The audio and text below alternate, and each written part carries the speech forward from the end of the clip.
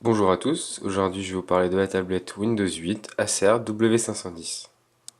Et oui, donc je parle de tablette parce que c'est surtout orienté vers cet usage-là avec l'écran tactile. Donc qu'est-ce qu'on retrouve là-dedans? On retrouve un processeur Intel Atom à 1,6 GHz il me semble, 2 Go de mémoire, 64 Go de stockage, mais avec Windows 8 il vous en reste pas beaucoup. Écran tactile, oui, une caméra de 8 mégapixels, dessus on retrouve une prise jack, un bouton verrouillage, un bouton power. Sur le côté, vous allez retrouver les touches volume, un port micro USB, un port micro HDMI, un lecteur de carte micro SD et les haut-parleurs. Et le dessous, vous avez une prise pour le secteur et les prises pour le dock. Donc, à noter l'absence de port USB. Donc, si vous voulez un port USB, il va falloir penser à prendre le dock.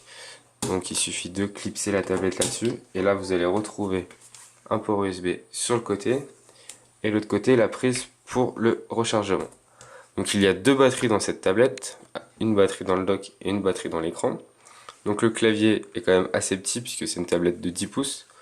Donc on va tester ensemble l'écran tactile et Windows 8. Donc c'est Windows 8 et pas Windows 8 RT, donc on retrouve toutes les fonctionnalités de Windows 8. Mais alors après niveau puissance, ça reste assez limité. On a un indice de perf assez faible dans chaque critère. On va essayer de regarder ça ensemble. Donc j'essaie de me servir uniquement du tactile puisque je suis habitué énormément au bureau. Mais là j'essaie de faire le tactile et je vois que Windows 8 encore c'est pas vraiment fait pour le tactile. Voilà. On voit qu'on s'y prend souvent à deux coups. Donc par exemple je vais lancer Word. Donc cette tablette est plutôt conseillée si vous avez un usage intensif de la suite Office. C'est vraiment l'intérêt d'avoir une tablette parce que si c'est pour un usage tablette, autant aller se tourner vers un iPad ou une tablette Android. C'est vraiment plus adapté.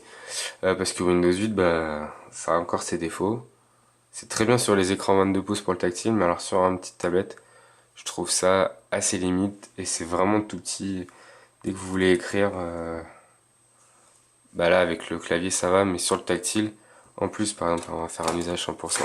Tablette, vous appuyez ici, il faut penser à sortir le clavier pour écrire. Le clavier ne sort pas de lui-même et après il faut penser à le ranger. Donc c'est vraiment des gestes à prendre. Par exemple là on peut pas zoomer sur le navigateur Google Chrome, donc ça change vraiment des usages tablettes qu'on a à l'habitude. Sinon l'autonomie est quand même assez bonne, 8 heures à peu près. Pour regarder les films ça tient. Le seul problème c'est la place. On manque vraiment de stockage. Donc là par exemple il n'y a rien installé, il reste que 7,16 Go alors que c'était un modèle 32 Go. Donc c'est assez juste. Après, comme un ordinateur, on va y retrouver. Il va falloir y mettre un antivirus, il va falloir la surcharger. Alors qu'il n'y a que 2 Go de RAM.